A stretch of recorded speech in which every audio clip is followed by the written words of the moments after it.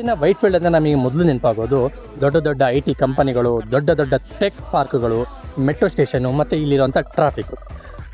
ಇದೇ white field 140 ವರ್ಷಗಳ ಹಿಂದೆ ಏನಾಗಿತ್ತು ಅಂತ ನಿಮ್ಗೆ ಯಾರಿಗಾದ್ರೂ ಗೊತ್ತಾ? ಸುಮಾರು 1882ನೇ ಇಸ್ವಿಯಲ್ಲಿ David Emmanuel Stakeholder White ಅನ್ನೋನು ಆಂಗ್ಲೋ ಇಂಡಿಯನ್ಸ್ ಮತ್ತು ಯುರೋಷಿಯನ್ಗೋಸ್ಕರ ಒಂದು ಕೃಷಿಯ ವಸಾಹತುನ ಸ್ಥಾಪನೆ ಮಾಡಬೇಕು ಅಂತ ಆಲೋಚನೆ ಮಾಡುತ್ತಾರೆ.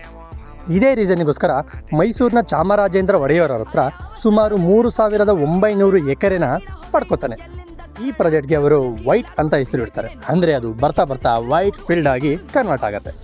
ಅಷ್ಟೇ ಅಲ್ಲದೆ ಈ ವೈಟ್ ಫೀಲ್ಡ್ನ ಪ್ರಾಜೆಕ್ಟ್ನ ಸ್ಟಾರ್ಟ್ ಮಾಡಬೇಕಾದ್ರೆ ಇದು ಇದ್ದಿದ್ದು ವೃತ್ತಾಕಾರದಲ್ಲಿ. ಆದರೆ ಈಗ ಇದು ಬೆಳೀತಾ ಬೆಳೀತಾ ಒಂದು ದೊಡ್ಡ ಸಿಟಿನೇ ಆಗಿದೆ ಅಂತಲೇ ಹೇಳ್ಬೋದು. ಪ್ರಾರಂಭದ ದಿನಗಳಲ್ಲಿ ಇಲ್ಲಿ ಇದ್ದಿದ್ದು ಶಾಂತವಾದ ಕೃಷಿ ಗ್ರಾಮ ಮತ್ತು ಸಣ್ಣ ಪುಟ್ಟ ಮನೆಗಳು ಮತ್ತು ಕೆಲವೊಂದು ಚರ್ಚ್ಗಳು ಮಾತ್ರ ಇತ್ತು. ಇದೇ ಬರ್ತಾ ಬರ್ತಾ 1990ರ ಒಂದು IT ಬೂಮ್ನ ನಂತರ ಇದು IT ಹಬ್ ಆಗಿ ಕನ್ವರ್ಟ್ ಆಯಿತು.